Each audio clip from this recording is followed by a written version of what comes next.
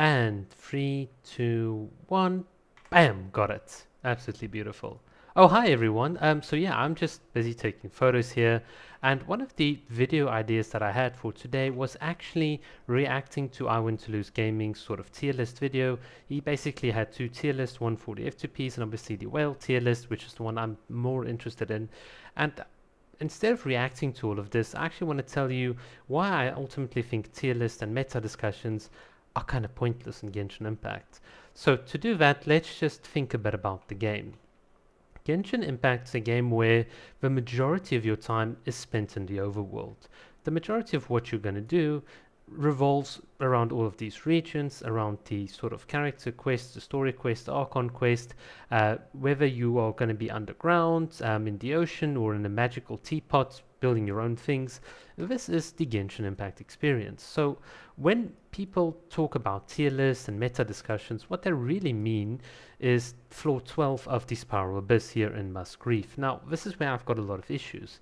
A, if you look at the majority of the cast in Genshin Impact, then provided you've got them well built in terms of artifact and so on, you can get 36 stars very easily.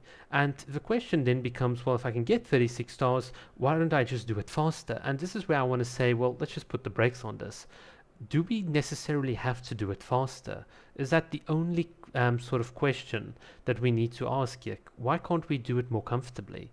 Why can't we do it in a sort of AFK style? In other words, to try to beat the Spiral Abyss with doing the least amount of actions possible.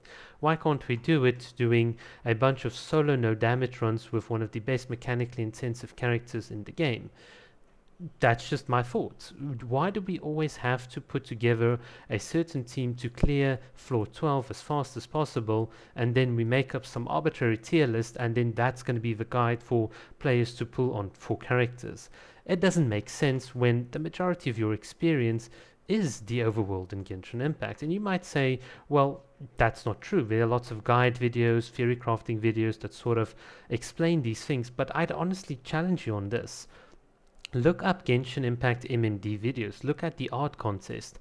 The amount of content not related to combat is way more than the amount of combat related content about Genshin Impact. It's almost as if the characters, their stories, the characterization, the world building, the lore, all of these things really matter to the majority of people. And let's be honest, the vast majority of your experiences and sort of for the characters that you pull for are mostly about like the characters you like, whether they're male or female, whether they're absolutely cute and adorable, whether they're this rugged sort of like almost badass characters, Raid and Xiao, whatever you really like and identify with, that's what you're going to pull for, and that's what's going to define the majority of your experiences. So I find it hilarious, for instance, that Miko's put up all of these posters in Inazuma. It's kind of, that little bit of self-conceitedness that you get once you've played a story quest is kind of really cool. I find it funny to roll down the hills with Sayu, do ice bridging with Ayaka, or just getting some beautiful photos of Kokomi in the middle of the ocean walking under the moonlight. That is really, really cool. And whilst I'm exploring getting my 100% or 99%, just being able to run around and play with the characters that I like, that to me is way more powerful. It's almost like my tier list for what I want to do in the game is entirely different from this tier list. This is just a tier list for one thing, and that is how fast, how much damage.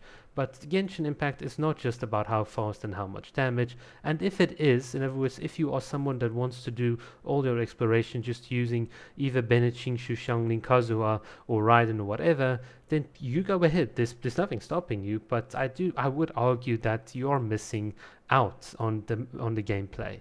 Yes, the sort of enemies and being able to take them down is sort of valuable, but I think it's precisely because the game is not that hard that it makes Genshin palatable. Imagine you had to randomly walk here on a beach and it takes you 10 minutes to beat one enemy. That's not fun. And even if you're a whale, it'll still take you 2 or 3 minutes to beat that same enemy. That doesn't give you, there's almost like a certain fluidity to exploration, to the world. There's like a very delicate balance that you've got to sort of think of when you're designing Genshin Impact. And I think the developers have gotten that balance right.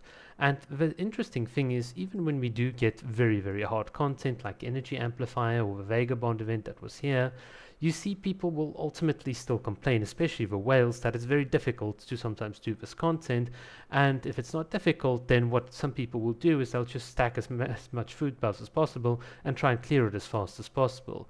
Yet again, ignoring things like, can I do this event in a bit of a creative way? Are there different ways of experiencing this event? Or even more importantly, if we're gonna make F2P tier list, can we then help F2P players clear out some of these events that are non-standard? And what are some of the strategies? Is it always just going to be a Xiongling Ben Qingshu?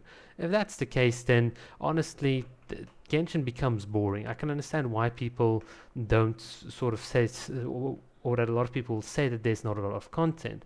It's because they're just playing one simple recipe and they're ignoring everything else. If you're the type of person, for instance, to just try and skip like story quest, come on, get the dialogue out of the way, then you're missing out on the experience. You're missing out on the world building, the interesting Ayato sort of lore and how he sort of resolved their marriage crisis.